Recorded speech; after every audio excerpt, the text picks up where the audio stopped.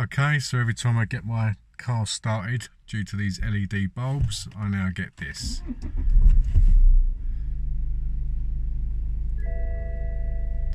So they're meant to be the canvas bulbs, but clearly they're not, because it's showing an error, and I get full beam headlight failure for the left and the right side.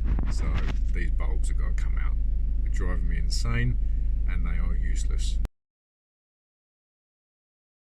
And they are diabolical, dangerous, poor lighting, highly unrecommended. Got them off of eBay. I'll put up the seller, do a screenshot of that. Do not waste your time, because as you know, it's a mission to obviously replace headlights and take them out on the 5 Series. So if you want brighter lights, I would go for this style.